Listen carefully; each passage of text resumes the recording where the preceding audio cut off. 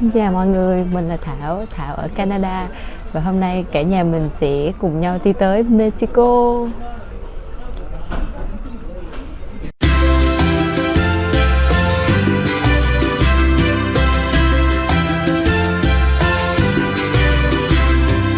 Chồng của Thảo là một người săn vé cực đỉnh nha các bạn.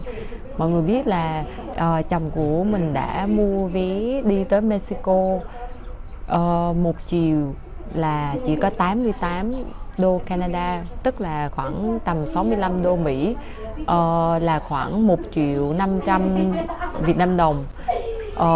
Thật sự là mình nói cái giá này ra cho tất cả mọi người ở đây, ai cũng gọi là rất là sốc và rất là bất ngờ và không thể nào tin là chồng mình có thể săn được những cái vé như vậy. Thực sự mình rất là may mắn luôn, vì nhiều người ở Canada họ ở đây 30-40 năm nhưng mà để mà được mua một cái vé giá rẻ như vậy chắc là chỉ có một lần trong đời của họ, cho nên là gia đình mình cực kỳ may mắn khi mà mới tới Canada đã săn được những chiếc vé rẻ cực kỳ như vậy để tới Mexico.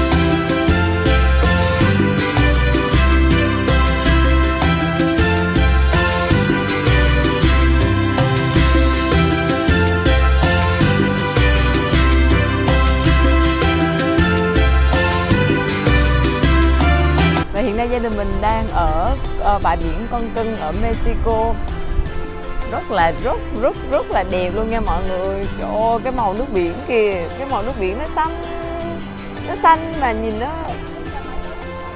đẹp cực kỳ.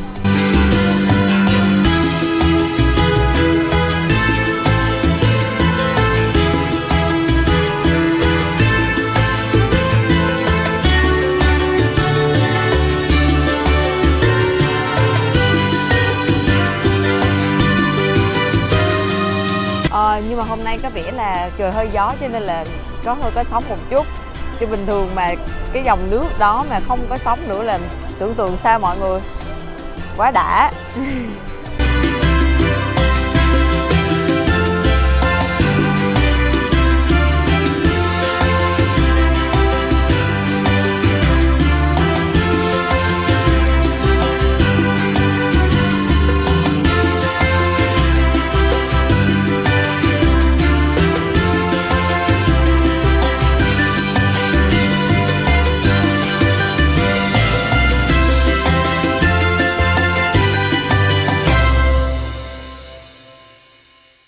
Chuyến bay của tụi mình từ Windsor tới Mexico, tới Cancun này hơi vất vả một chút.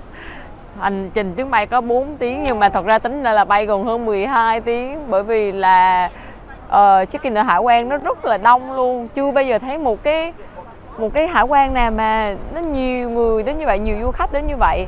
Cho nên là bọn mình mất tận 2 tiếng ở hải quan để chờ, rồi thêm máy bay bị delay nữa, và dịch vụ mà đưa đón ở sân bay thì hơi không có được tốt lắm, cho nên là cuối cùng phải mất 12 tiếng mới tới được cái khách sạn. Nhưng mà trả lại cho tất cả cái sự mệt mỏi đó là bằng một bãi biển rất là đẹp, cho nên là mình cũng rất là mãn nguyện.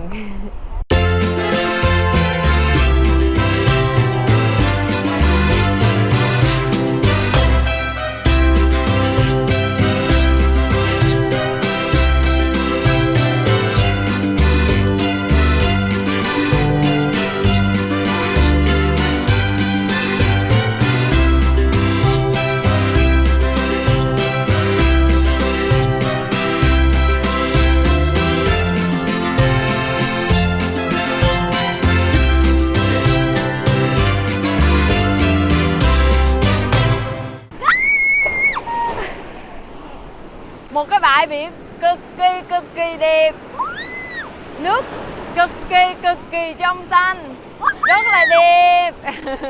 Nhưng mà sóng thì rất là to. Quy, chúng ta không thể bơi được. Chúng tôi sẽ cố gắng là tìm một cái bãi biển nào mà nó sóng nó nhỏ hơn để bơi. Nhưng mà nước thì cực kỳ đẹp và cực kỳ trong xanh. Chưa từng thấy một bãi biển nào mà nước trong xanh và cực đẹp như vậy nha mọi người.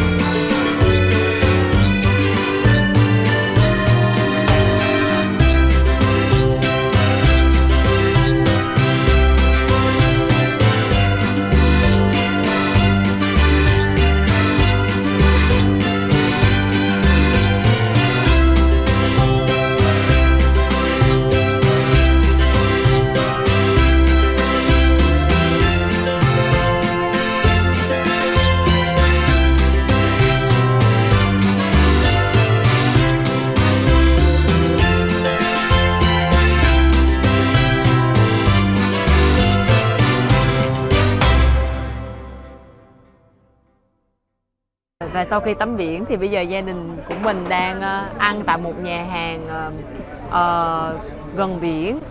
Nó cũng giống như là kiểu ở đảo Gà ở Việt Nam gì, ở Nha Trang mình gì ở nơi của mình. Nói chung là mình ở Nha Trang là nơi thành phố biển, cho nên là toàn bộ những cái gì khung cảnh rồi resort rồi hotel gần bờ biển ở đây mình cảm thấy là nó rất là giống với lại Nha Trang luôn, cho nên là mình cảm thấy rất là thích và khí hậu cũng rất là đẹp nữa. Cả nhà đã order món đặc sản ở Mexico là không thể nào thiếu taco nha mọi người. Lúc nào cũng taco nha, và cái đây cũng là một nước uống đặc sản ở Mexico, đó là Jamaica. Jamaica giống như là nước lọc và người ta mix với là một cái vị trái cây và gọi là Jamaica. Rồi cocktail seafood giống như là ở Việt Nam, ở Nha Trang cũng có. Taco là rồi cái này là filet cá filet và cà phê coffee.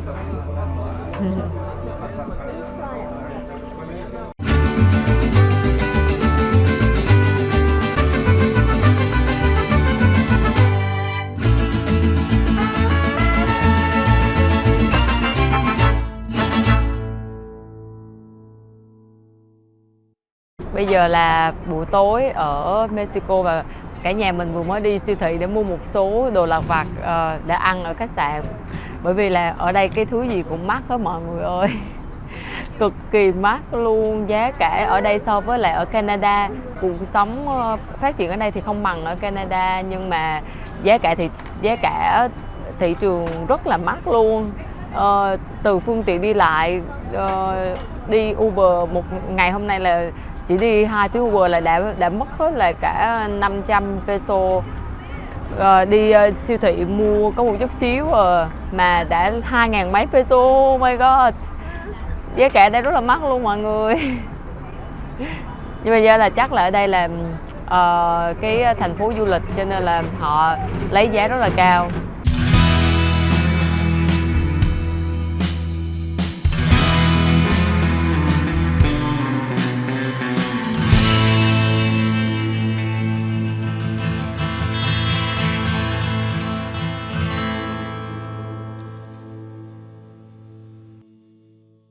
Hôm nay là ngày thứ hai gia đình mình ở Mexico, Cancun. Ngày hôm qua thì cả nhà đi đến một cái bãi biển rất là đẹp luôn. Nhưng mà có một cái là sóng nó rất là to, cho nên là thành ra là mình bơi không có được gì nhiều. Nhưng mà hôm nay á, thì đi đến một cái bãi biển khác. Ở Cancun thì không có một chút sóng nào, nhưng mà bãi biển này nó không có đẹp bằng bãi biển ngày hôm qua. Nhưng mà cả nhà có thể bơi được một chút, và Sophie và Vicky cũng có thể bơi được một chút.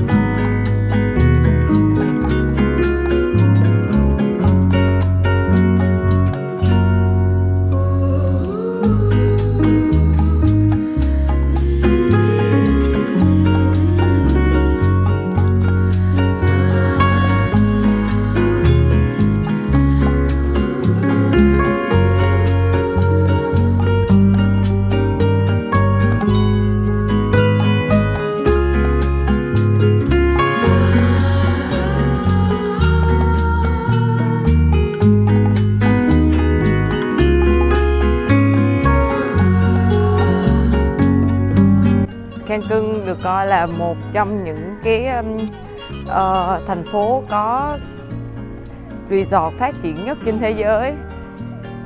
Bãi biển, cái điểm mà cộng lớn nhất ở đây là nước biển. Nước biển ở đây, cái màu nước biển nó rất là đẹp luôn, nhìn hoài không chán luôn á. Nhưng mà cái điểm trừ thì sao ta, không biết hôm nay tại vì do là không biết là do cả nhà đi vào cái mùa này hay sao, nhưng mà dưới biển rất là nhiều cái seaweed, rất là nhiều cái rong biển, cho nên là rất là khó bơi. Mặc dù là hôm nay là không có một cái con sóng nào, nước biển phẳng lì luôn. Còn về cái thiết kế về những cái resort, mình không biết hay là do cái gu của mình thích những cái kiểu cách trang trí resort ở Nha Trang, cho nên là khi mà qua đây thì mình thấy mình cảm thấy là resort ở Nha Trang vẫn đẹp hơn nhiều, vẫn nhìn đẳng cấp và sang trọng hơn, hay là bởi vì do cái gu ở đây họ thích như vậy, mình cũng không có biết. Nhưng mà so về cái sự sang trọng và đẳng cấp và đẹp thì mình thích những cái resort ở Nha Trang, ở Việt Nam của mình hơn.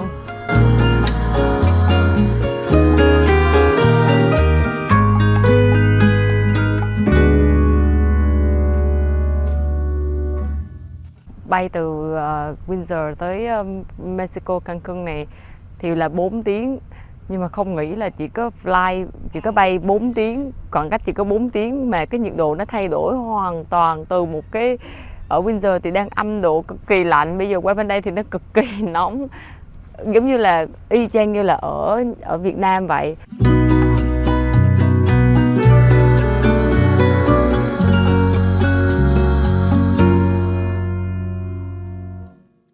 It's so hot here that yesterday we swam and today we swim again. Mexico sometimes look like Vietnam because like the tree, because like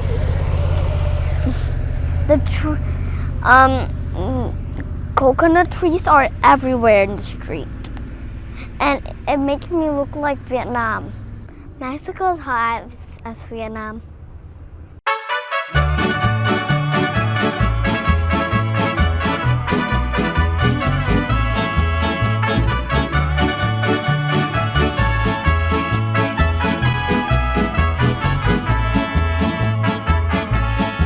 Yo voy a cantar esta canción para mi gente,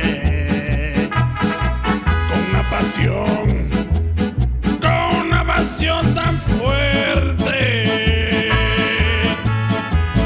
Ay, ay, ay, ay, ahora sigo cantando y sigo gozando, yo sigo cantando y sigo gozando.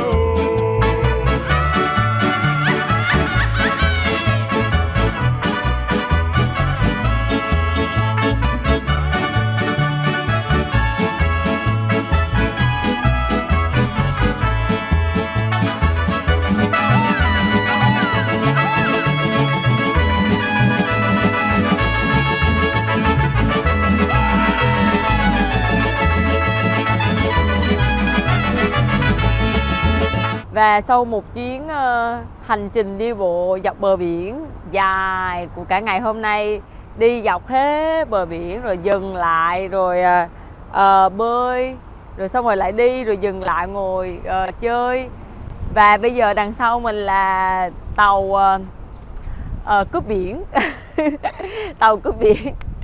Và cái viewpoint này, cái tower này, cái tháp này là để mình ngồi lên đây và sẽ đưa mình lên cao để ngắm cảnh. Và giá vé là 350 peso cho một người nha. So ra giá vé hơi cao cho nên là cả nhà quyết định là không lên nha. Và cái đi dọc bờ biển này thì gặp rất là nhiều các động thực vật, các loài bò sát và loài chim. Và cảm thấy là cái việc bảo tồn những cái động thực vật ở đây rất là tốt nha mọi người, ngay cả thực vật đồ dọc bờ biển nữa. Và gặp những cái loài chim rất là lạ, đẹp luôn, nhiều loại rồi có mấy cái con chim nó rất là dễ thương và lạ, bự, chim trắng bự, rồi chim mà nó chạy dễ thương. Nói chung là đi dọc bờ biển mình cả nhà gặp rất là nhiều con vật. Và Vicky cũng bây giờ cũng có rất là nhiều người bạn những người bạn động vật.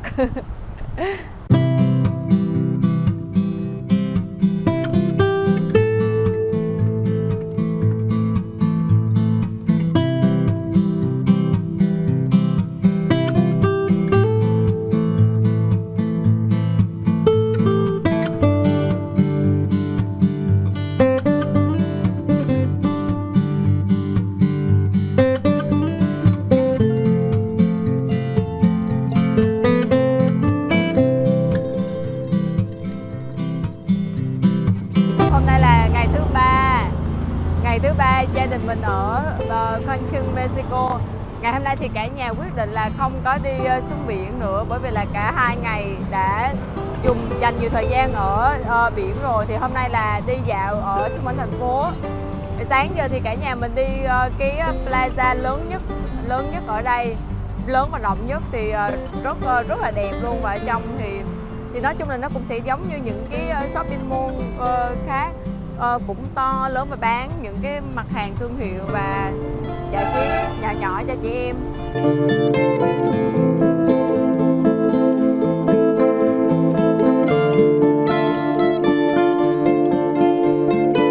Michelada, đây là một loại bia phổ biến nhất và gọi là đặc trưng nhất ở Mexico, giống như là bia đường phố gì đó, rất đặc trưng và rất phổ biến và rất ngon nha mọi người. Đây bỏ muối rồi đường rồi ớt rồi muối tiêu rồi về xung quanh này, rồi uống vô cái hương vị kiểu như là rất là cay cay, rồi xong rồi cái mặn mặn.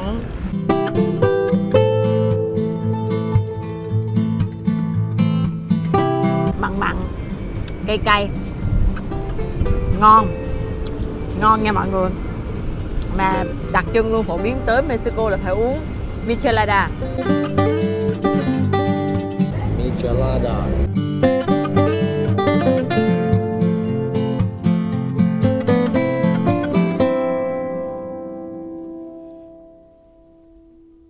Thì ở Mexico này có thể chia là 3 khu giống như khu ở chuột mà nhiều tệ nạn rồi này nọ, rồi còn không thì là ở cái khu resort sang chảnh và rất là đắt tiền. Nhưng mà gia đình mình rất là may mắn chọn cái khu này. Thì mọi người nói là cái khu này á, là nó vừa phải, nó vừa văn minh sạch sẽ, mà nó nằm ở mức độ trung bình thôi, không quá là tệ nạn mà cũng là không quá là sang chảnh. Mà ở đây là tất cả mọi thứ đều có luôn, bước ra khỏi vài bước là cỡ mấy trăm mét là tất cả các tiện nghi, những cái siêu thị, rồi cửa hàng tiện nghi lớn, rồi cửa hàng ăn uống, nói chung là mọi thứ xung quanh đây hết luôn, rất là tiện nghi. Và cái chỗ cái suite mình ở rất là sạch sẽ và mới, có hồ bơi nữa, cho nên là cảm thấy là rất là may mắn khi mà chọn được cái chỗ khách sạn mà cả gia đình đang ở hiện bây giờ. Với lại cái kiểu mà đi du lịch của gia đình mình và đặc biệt là của hai vợ chồng mình, nó không phải là đi du lịch là để nghỉ dưỡng, để nằm chỉ để relax, để nghỉ dưỡng. Nếu mà như vậy thì sẽ ở những cái khu resort. Nhưng mà mỗi nơi mà mình muốn đi du lịch đó là mình muốn khám phá thật sự là về cái con người, về văn hóa, về ẩm thực thật sự của địa phương ở nơi đó.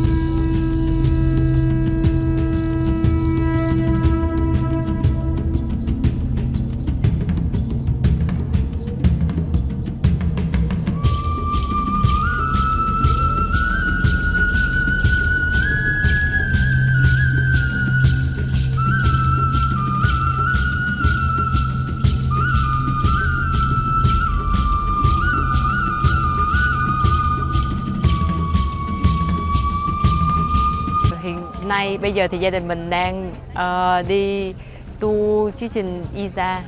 Và vừa rồi thì cả nhà mới vừa chụp hình với lại Maya people. Người Maya là gọi là giống như là người dân tộc đầu tiên ở Mexico. Đó là người cổ xưa.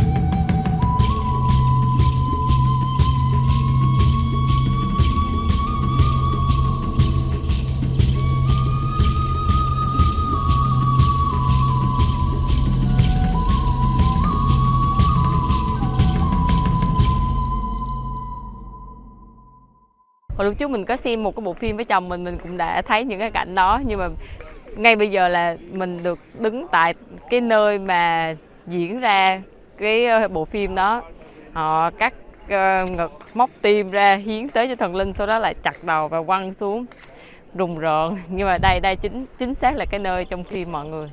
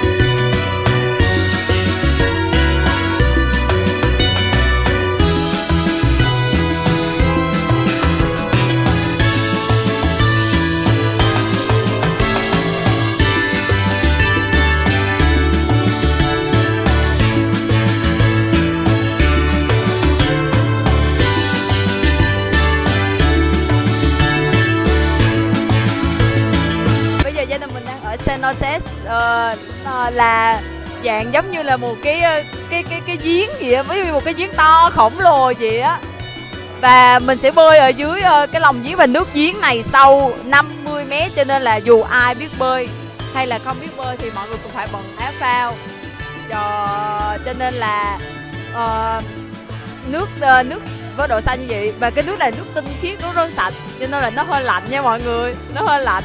Vicky bơi một chút xíu là là đã lạnh rồi. Sophie thì do cảm thấy là hơi sâu cho nên là hơi sợ, nhưng mà rất là thiên nhiên và rất là đẹp luôn mọi người, rất là thiên nhiên và đẹp.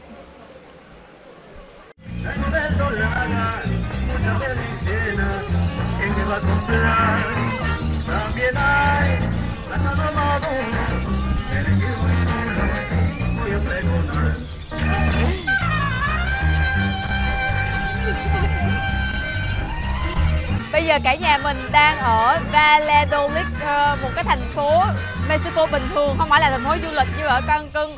Và hôm nay là một buổi chiều chủ nhật ở trong công viên.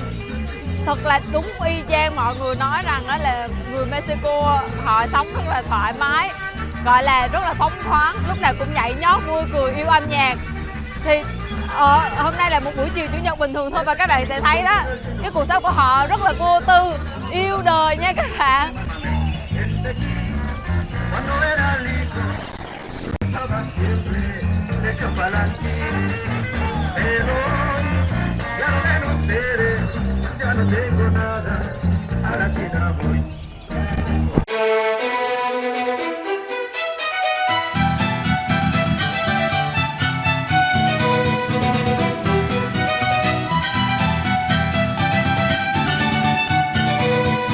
Bây giờ là gần tối thì mình đang ngồi ở một cái nhà hàng Pescadilla. Cả nhà đang ngồi ở nhà hàng Pescadilla, có nghĩa là Pescadilla là cá. Ở đây thì chủ yếu là hải sản và cá. Hôm nay là buổi tối cuối cùng trải nghiệm ở Mexico, Cancun, và ngày mai thì cả nhà sẽ đi về lại và có một chuyến bay rất là sớm. Cho nên là ngày hôm nay sẽ vẫn là rất là thích cái ẩm thực ở Mexico. Thật sự là ẩm thực Mexico rất là ngon, và nó cũng giống một vài cái, nó cũng giống như ở Việt Nam. Cảm giác như là những cái nước nhiệt đới thì ẩm thực nó hơi kiểu giống nhau, như cũng ăn trái cây với lại muối ớt, giống như ở Việt Nam mình hay ăn xoài, hay ăn đi cốc ổi. Michelada cocktail, hải sản cocktail. Taco thì gọi là đặc sản ở Mexico là tacos. Tacos. Empanadas ở trong là cá, và nhân cá hoặc là nhân tôm.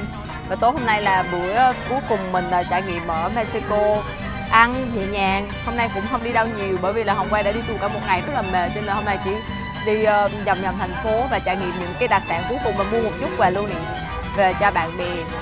Và thật sự là rất hài lòng với lại chuyến đi này. Sau một tuần trải nghiệm ở Cancun, Mexico thì có một vài điều mình cảm nhận được, thứ nhất là cái bãi biển Caribbean Sea rất là đẹp, nước ấm và bãi biển nước biển rất là trong xanh đẹp, thật sự là ngắm hoài không chán. Thứ hai là ẩm thực, và mình hiểu lý do tại sao là Mexico được UNESCO công nhận là một trong 3 nước có nền ẩm thực là di sản văn hóa phi vật thể, đó là Mexico và Hàn Quốc và Pháp. Thực sự ẩm thực rất là ngon thật sự. Và nhiều cái danh lam thắng cảnh, rồi nhiều những cái nơi những cái khu công trình kiến trúc cổ xưa hồi giờ mình chỉ coi ở trong phim thôi, và bây giờ là mình đã thấy được thật sự ngoài đời nha.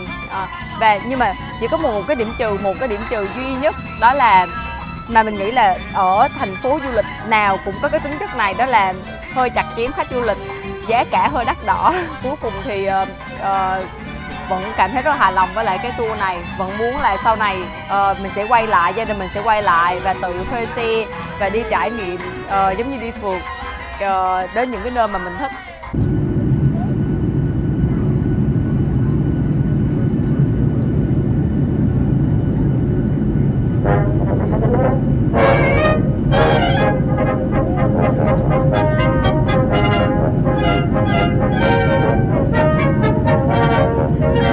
Gia đình mình ở Mexico thì thời tiết ở Canada rất là lạnh, tự nhiên nó trở lạnh rất là nhanh luôn, thời tiết xuống âm 15 đến 17 độ. Và khi mà máy bay về tới Windsor thì phi công đã không có đáp xuống được, bởi vì thời tiết ở Windsor rất là xấu, cực kỳ xấu, và họ không cho đáp. Thế là phải bay vòng và phải bay qua một thành phố khác để dừng tạm, rồi chờ thời tiết tốt hơn mà mới quay về Windsor. Và thật sự là đó một chuyến bay cực kỳ mệt mỏi, thực sự là 14 tiếng trên máy bay, và khi về nhà rất là kiệt sức. Nhưng mà khi về nhà lại nhận được một tin cực kỳ sốc và vui, là cái hãng máy bay đã hoàn lại toàn bộ số tiền cho hai vợ chồng. Thực sự lúc mà đang rất là cực kỳ mệt mỏi, và tự nhiên thấy tin và nhận được lại toàn bộ số tiền mua vé máy bay và tiền mua bảo hiểm. Mình rất là sốc luôn, bởi vì sao? Bởi vì là trước khi mua vé máy bay, bởi vì giá vé cực kỳ rẻ, cho nên là hai vợ chồng cũng lo là nó cancel, cho nên là mình nói với chồng mình là mua bảo hiểm chuyến bay, trả thêm 100 mấy chục đô tiền bảo hiểm trước đây. Thế là trong cái đó nó có chính sách á, là nếu mà nó cancel, không những nó cancel á là nó hoàn tiền, mà nếu mà nó delay trên 2 tiếng thì nó sẽ hoàn lại số tiền. Thì chuyến bay mình delay 2 tiếng 8 phút, chỉ trên nhau 8 phút thôi, và đã hoàn lại toàn bộ số tiền. Cuối cùng là gia đình mình đã bay tới Mexico miễn phí. Oh my god, thật ra đó là một cái trò nó rất là nực cười nhất tới giây, nhưng mà nó có thật nha các bạn. Trời ơi, thì có rất là vui luôn. Thảo ở Canada ủng hộ kênh của mình nhé.